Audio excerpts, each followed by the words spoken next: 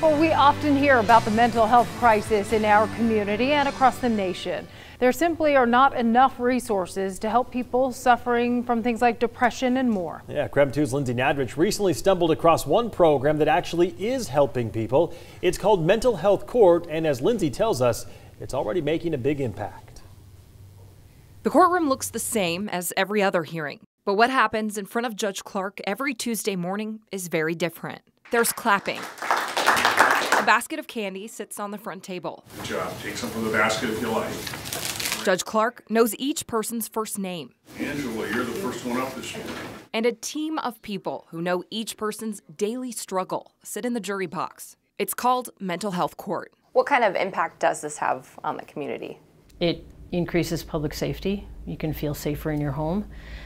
I hope it also normalizes the reality that many people in our community are fighting addiction and coping with mental illness. Whether you realize it or not, the issue of mental illness touches all of us. It impacts public safety. The root cause of many crimes committed in our community can be directly linked to a person's mental illness. If that is the case, that person can be referred to mental health court. It was the best thing that ever happened to me. I mean, I am lucky that I was able to experience this program. Amy Bachman is now a graduate of the program, but about 4 years ago, her life looked nothing like it does today. She was suicidal and set a fire. Police arrested her for first-degree arson. I was in a very bad place.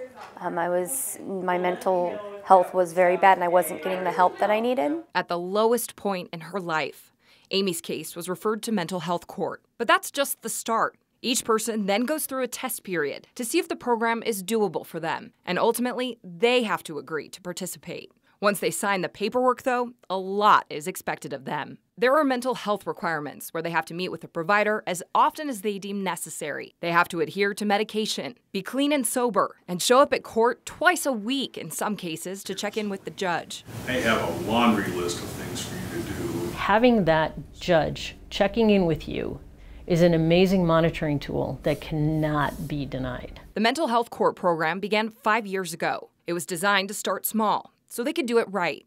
People with violent offenses like rape or murder charges are not eligible. Right now, 22 people are going through the process. By the end of December, they plan to add 10 more. It's a 2-year program, and if they graduate, their charges are dismissed. Pretty much every graduate will say to you, that's why I joined the program, but that's not the real benefit I got.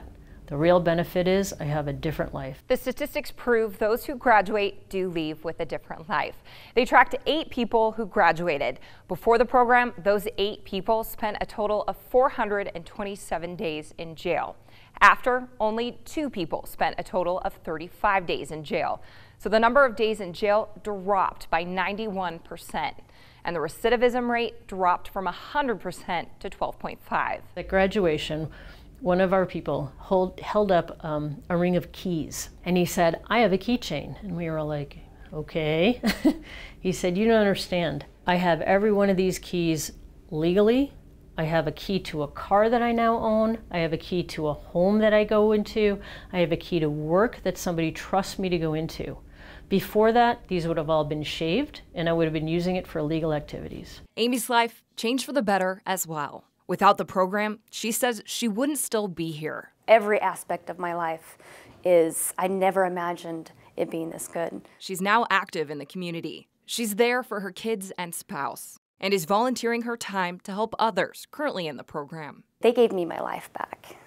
There's still a big stigma with mental health. Because of that, the coordinator of the program said people in the community aren't willing to give these folks a shot as soon as they hear the words mental illness. They said they need employers willing to hire them and landlords willing to rent to them. She said these people really do want to work and contribute to society after they graduate. In studio, I'm Lindsay Nadrich, KREM 2 News.